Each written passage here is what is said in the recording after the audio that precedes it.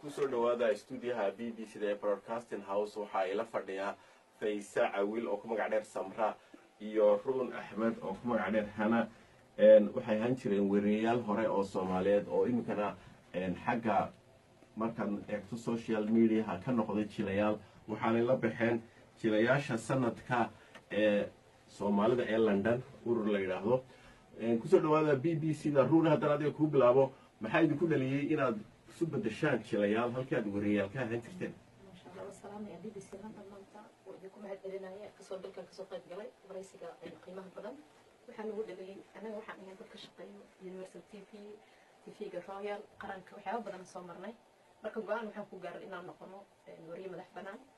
ونقنو جليال وأن كهذا لنا وحيابها بدن إن هيستو بربر كيف كدن بيه أني فيسا الفيسا هذه من كسر دور horta aad baad mahadsantahay walaalo aad baad mahadsantahay walaalo dadkana dhegeysanaya aad baan u salaamaya magacaygu waa Faysa Cawil oo Samra ku magac dheer wallahi waxaan ugu dhaliyay in maxay hayto inaan jilaa isu bedelno from wariyaal to jilaa horta anagu waxaan nahay sidaydaba aniga Ruun waxaan nahay comedian laba qof oo isku dheelitiran baan ahayn laba qof oo runtii markaad eegtid nolosheeda caadiga maadaama nahay saaxiibo waqti badan iska ahaa comedian baan ahayn marka marunba waxay jalistayaal ba iska hayeen ha iska hayeenba marka waxaan aragnaa anagoo maaragtay iska kaftamaya umar markii dambe nari ka war haddaan sheeko gaaban ka sameyno waxyaalo anagoo markaa dee aan ku qoslinay oo kale for example markii dambena runtii waan sameynay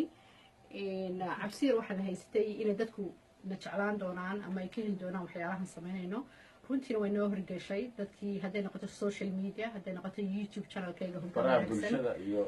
inay dadkii markaa runtii ay ka heleen waa mahadsantihiin inta badan gabdhaha Soomaaliyeed ama dumarka Soomaaliyeed wax sameeya waxaa la yiraahdaa aad waxay uga hadlaan arrimaha qoyska qoys burburay nin xun nin carruurta ka tagay nin gabadhii furay ama waxay ka hadlaan guddoonka fircooniga marka idinku maxaa cusub soo bandhigaysaan marka jilaanimadiina cusub وجه عصب وجه عصب ما يدخل بيباهي وحياة عصب waxaan soo sameeyay filmaamo aad u tiro badan filimkii qadaamayaasha kale ee lagu dhawaaqay in la geeyo Sacuudiga gabdha qadaamayaal iyo kii Facebooka runtii uu aad u qurux badnaa Faysa oo Facebook ninka baranayso oo haddana arooska noogu dhigay Facebooka